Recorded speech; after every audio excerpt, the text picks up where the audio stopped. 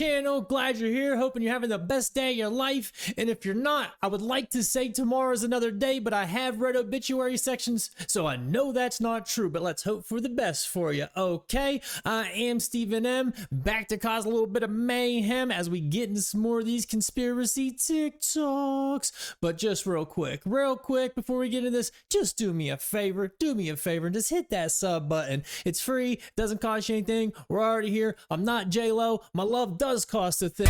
Even if you were broke, my love don't cost a thing. Not too much, just a hit of that sub button. And I'm telling you, man, I got these cheeseburgers, man. no more delaying and horseplaying. Let's dig right up into this.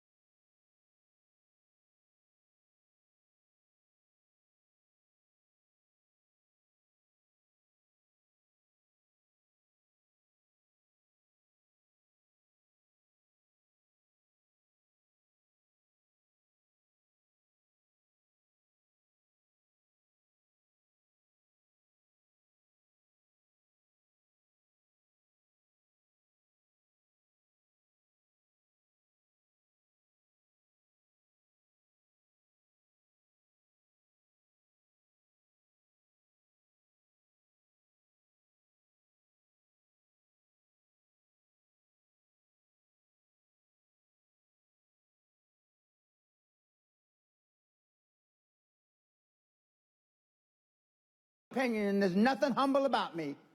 Bitcoin will go to fucking zero.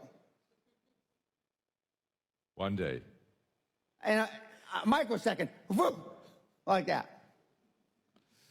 Why no Bitcoin? Dude, this guy, man, he's always saying something crazy. He's, well, not crazy. I take that back. Not something crazy, but you got to kind of listen to this guy. He called climate change total bullshit, so I like him for that reason. Who's behind it then? Why don't he just tell us if he knows? Who? I would love to know who started Bitcoin.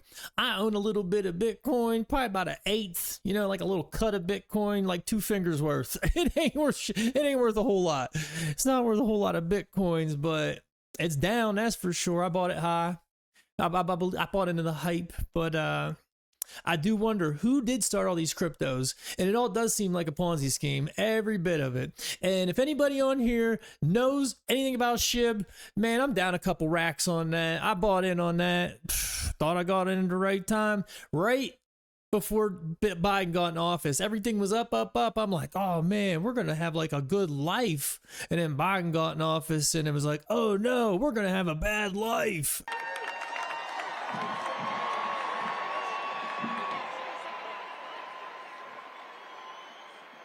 And all my stuff, that's where it sits, and I'm just trying to ride it out. But like this guy's saying, is all going to go to zero. Like, if there's any experts out there, I probably won't trust you because I don't know you, but let me know in that comment section, please, what you think about SHIBs. Where's my SHIB army?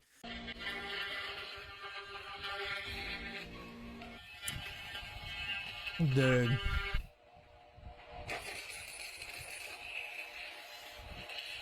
Are they allowing residents to walk through?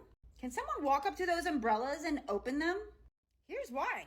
This is a Simpson episode when the laser burnt down their town. And in the middle of the town is a blue-wrapped statue. I haven't seen the entire episode, but apparently in the beginning, that's where the laser was coming from. It's crazy. The tarp apparently stopped it. Maybe it's not coming from the sky. Can someone go there? Check it out safely? Yeah, check Take it a peek out. under those blue umbrellas. Are they still... I mean, is it just me, or does it feel like we're at the point where they just do not care anymore? They don't care if we know. They don't care what we think. They can do what they want. And what are we going to do? What are we going to do? We let an election get... We let all that nonsense happen a couple years ago. We let everything happen. We let everything happen. Why do they even care? They're sitting back laughing at us. Why didn't anything blue burn? And here we all just talking about it. And what are we going to do? What can we do? We're so divided. I wish I knew the science on why laser beams don't burn blue things. So what kind of genius came up with that. Greatest American hoaxes. Swaying public belief has deep roots in America's history, filled with tales that stretch the truth, to put it mildly. Take the Great Moon Hoax of 1835 as a starter. The New York Sun ran an explosive series describing a breakthrough discovery of life on the moon. We're talking unicorns, bipedal beavers, and get this, bat people. These fantastical tales, credited to the made-up Dr. Andrew Grant, not only spun stories of vast lunar oceans and giant amethyst crystals, but also sent the newspaper's sales through the roof. Sure, the ruse was eventually uncovered, but by then, many had been hoodwinked. Then there's the notorious Cardiff Giant of 1869. Unearthed in New York, this 10-foot-tall, petrified, prehistoric man was nothing short of a sensation. Curious folks lined up and paid good money, to the tune of $50,000 in just a few weeks. That's over $1 million today, adjusting for inflation, to marvel at this wonder. The kicker? It was just a planted statue. Amusing? Absolutely. In today's age of deep fakes and clickbaits, it begs the question, are we truly wiser than our forebears, or are we just as susceptible to a well-crafted hoax? Yeah, man, right there. What, Project Mockingbird? Is that when it started? Or that's when they started learning how they could deceive us through the media that long ago? I was thinking it's probably around the radio time, but the time of the radio, you know, the invention of the radio. But no, why? Why would they wait? They know how to lie. What's up, Fletcher? Your cholesterol! Howdy! Dead man walking! You know what we can do? Jeez, I never heard about the moon thing. Cardiff Giant, that's hilarious. You ever see the movie Made with Vince Vaughn and Jon Favreau? Just say Cardiff Giant. You say Cardiff Giant. It's hilarious. If you've never seen it, check it out. Yeah, everything ever since Obama. You know about that thing he signed where they could just spread propaganda now, and if you Google it, that's not what it's about. Then you look into what it was about. It's exactly what it was about. Everything's been a lie since then. Everything, ever since Donald Trump has ran for office, nothing's been the same. Can you stay categorical? You are fake news. Sir, go ahead. Can you stay categorical? And right before that's when Obama signed that thing. I mean, you can't believe anything, and they know it. They have so confused as a society. I mean, hell, these kids don't even know what bathroom to go in. I mean, it's that deep. Like, come on, Come on, man! I mean, come on, man! You think that'd be obvious? Not to be rude, but yeah, I mean. Predictions made by The Simpsons for 2024 are remarkably unsettling.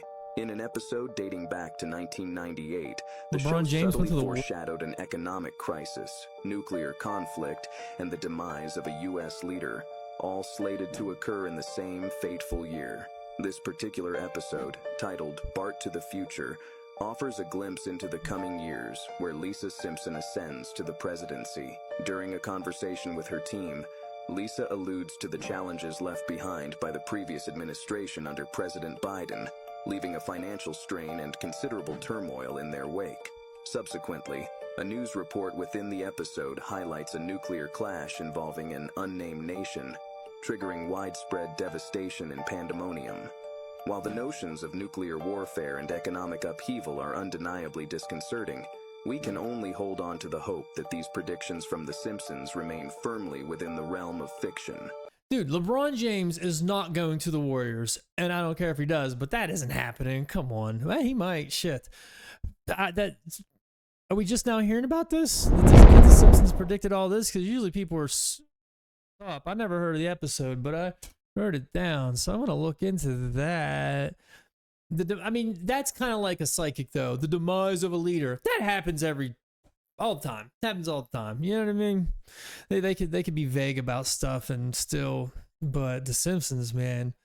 The Simpsons, the Mandela effect. There's all these things that, like, why aren't we looking into this, like, as a species?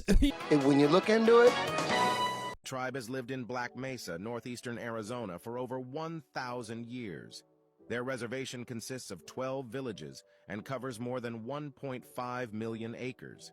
Ancient astronaut theorists have studied these mysterious sites for years, discovering what they consider to be countless pieces of evidence of extraterrestrial contact in the ancient past. According to their research, both the Hopi landscape and the tribe's mythology are centered on Orion. The three primary mesas, called First, Second, and Third Mesas, are said to shape the image of Orion's belt.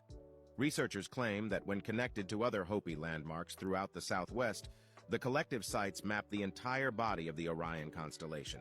According to Hopi myth, their creator god Mausau directed their migration to the Three Mesas and instructed them to wait for his return.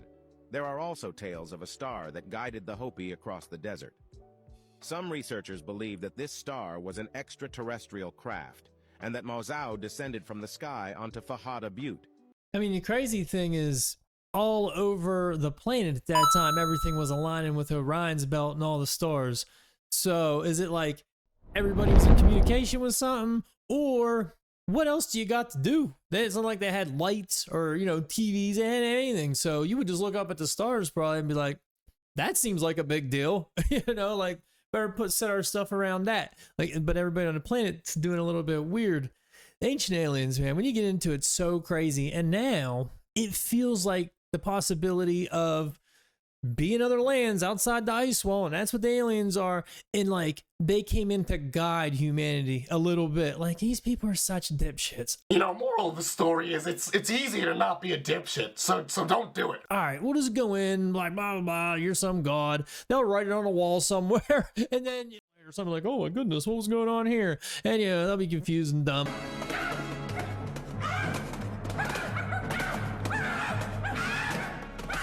But it won't matter. They'll be too busy with like taxes, so they'll never figure it out. Woody Harrelson tried to warn us years ago. Massive changes are coming whether we like it or not. I'm not a politician. I'm not looking for your vote, so I can give it to you straight. This system cannot continue. So who will make the decisions about who gets food to eat, or who goes hungry, or who gets water to drink, and who goes without? Because the idea of allowing mindless corporations or wealthy elites to make decisions about population control is terrible. Man, I hope white men really can't jump, because I might jump off a cliff after hearing that shit. Jesus.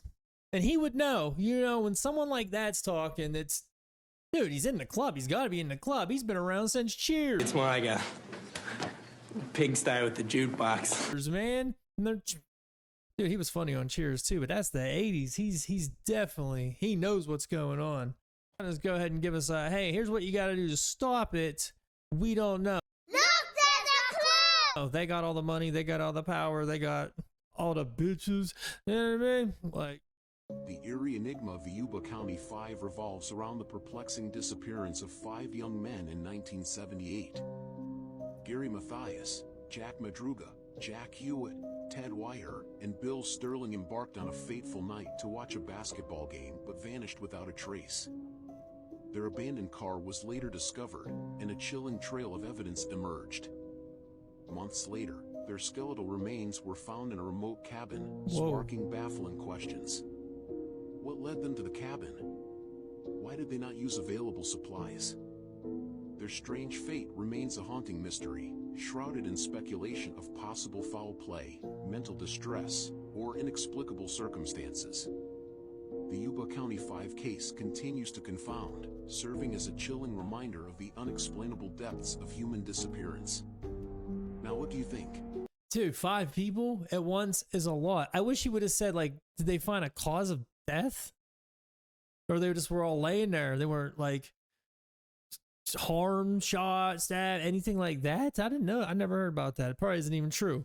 It reminds me of those freaking hikers that went missing in Russia. Not missing, they were camping in Russia, and you know, like they found them running with no clothes on, frozen, and all like scary. Their faces were like frozen in fear. February 2nd, something went wrong. The hikers slashed their way out of their tent, leaving most of their belongings behind. They fled into the freezing night, wearing what they were sleeping in. Over the next few months, their bodies were discovered at various locations. The autopsies revealed a range of disturbing injuries, including broken ribs, a fractured skull, and one hiker missing her tongue and eyes. And some clothing was found to be radioactive. The Soviet government concluded that the hikers died to an unknown compelling force. The case was closed and the files were classified.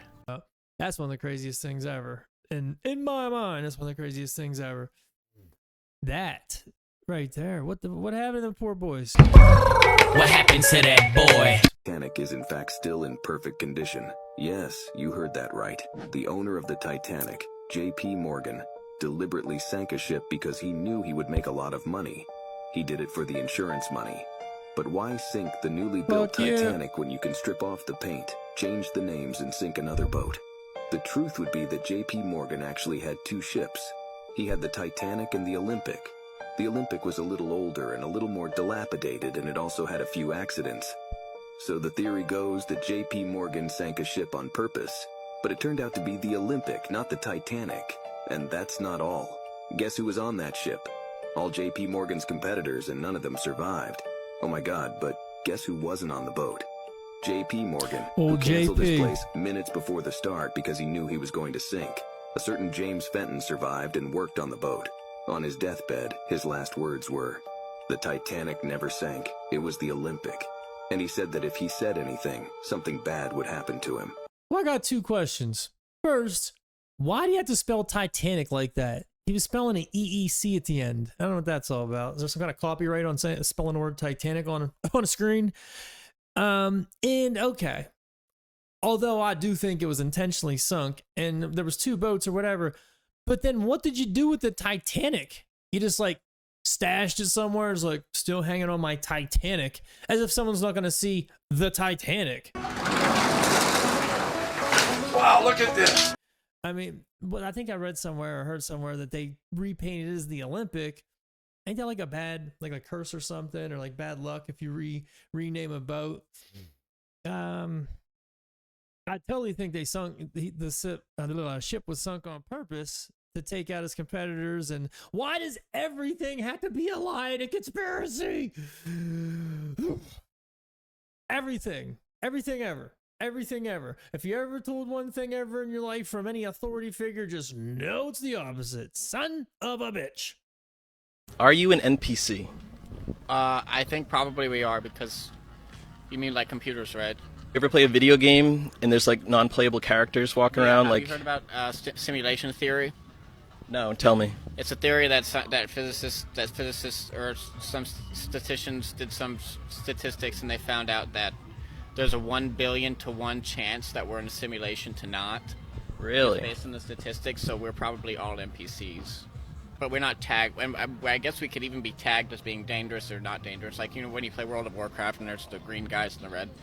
Oh, tag us. You believe in aliens? I love it. Yeah, but I don't believe that they'll come here. I'm telling you what, I bet you that dude's smart as shit. He seemed a little autistic. Nothing wrong with that. I'm not saying there's anything wrong with that. Please don't kill me. I'm just saying he seemed like he'd be smart as shit. But Elon Musk's the one that said that there's a 1 in a billion chance. I don't know if there's like a bunch of scientists, but maybe he knows best. No, there's a 1 in billions chance that this is base reality, what it suggests. Right. And actually, I mean, arguably we should hope that that's true. Yeah. I mean, it would make sense that we're just in a metaverse, inside a metaverse, inside a metaverse, inside a metaverse. That would make the most sense, realistically. Like sea monkeys. You ever think sea monkeys knew that they were in a little sea monkey thing? You know what I mean? They didn't know. They're like, shit, this is the world. They're probably looking up like that's God. A few months ago, I put a few drops of Monster Energy into my sea monkey tank to see what would happen. It turned my sea monkeys into monsters. They started swimming twice as fast as before, and doubled in size to an impressive 2 inches, which is even longer than me. Often ask me, if there was a reset in the early 1800s, wouldn't everybody have to be in on it? Surely someone would have said something. But that's just the thing. Anyone that didn't follow the narrative or speak about the old world was thrown into one of these insane asylums. Did you know that in the 1800s, all across America and Canada, these insane asylums was opened? Understanding that many of these cities was only just founded, where do you think they was getting all of these insane people from? And how did they know there was going to be so many that they decided to build these massive structures to hold them in? This is the Central Lunatic Asylum in Ohio, built in 1832, and it looks just like a repurposed castle. This is the Columbia State Hospital, also in Ohio, and this was the biggest building in the United States until the Pentagon was built.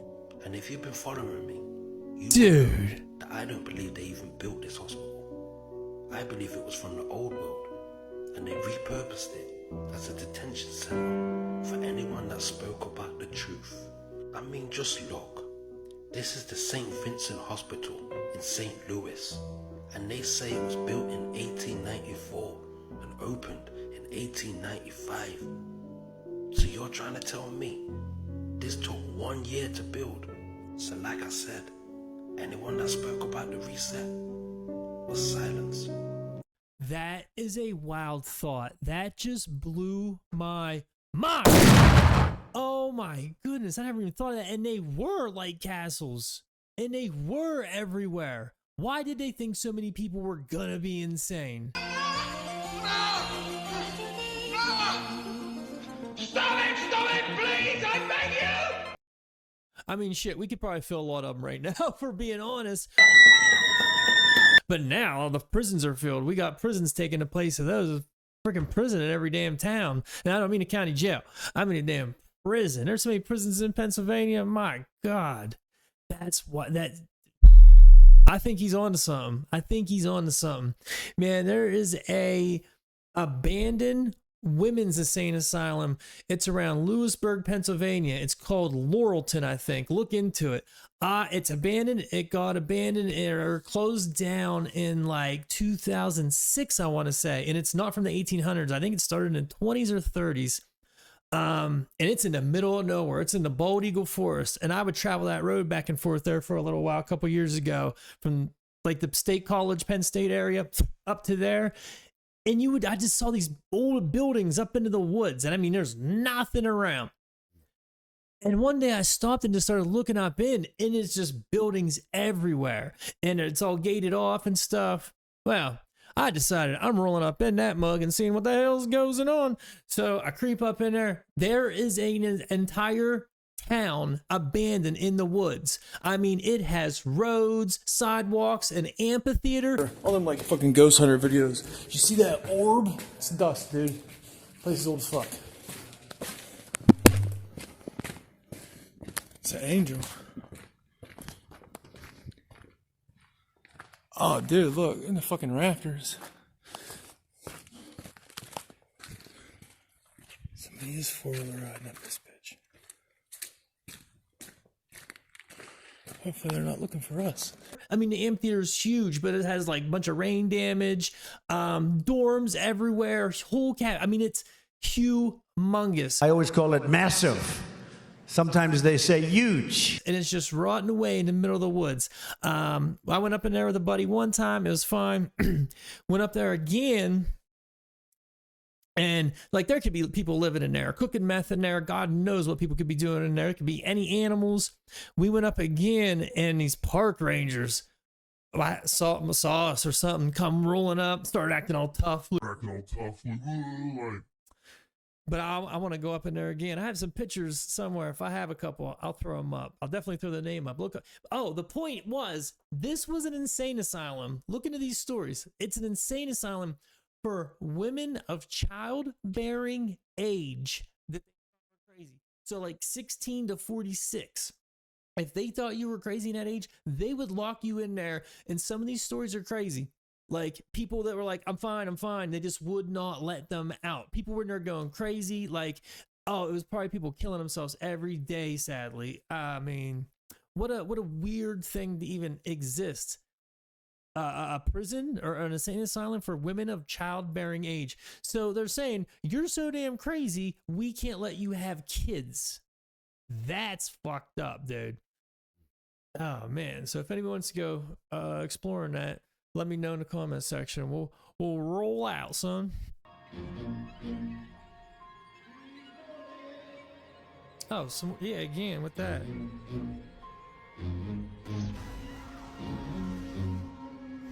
Is this kind of the same thing that we already saw?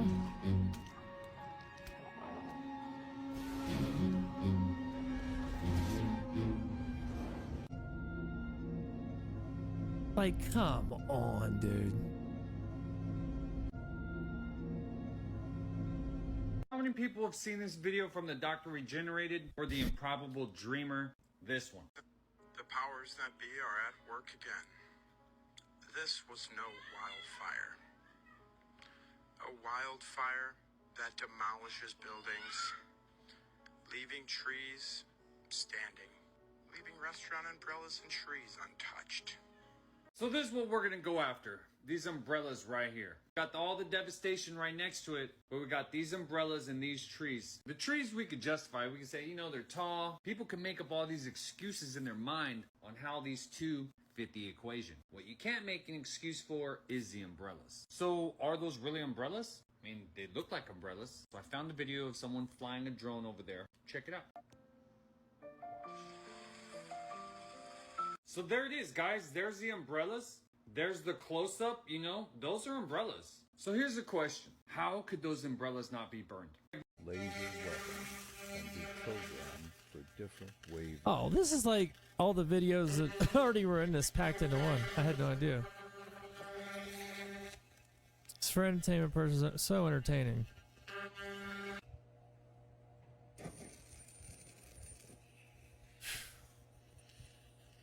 There was something blue they didn't want to.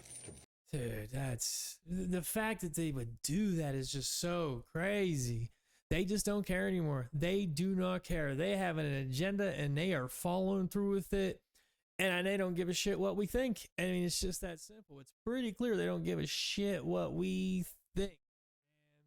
I mean, and if anybody tries to do anything, you're gonna be all these things. An insurrectionist. Hey, I'm upset that you burnt down Hawaii. Well, you're an insurrectionist if you're upset about that. Oh, yeah, and we're gonna lock you in jail if you even walk somewhere. Oh, shoot. Like, people are not just gonna go for whatever they do forever. Eventually, people are gonna quit being like, yeah, we're okay with this. And if people really start rising up and doing something, I can't imagine the American military would go against its own people if it came down to martial law. The cops would. The cops would be like, yeah, let's get them.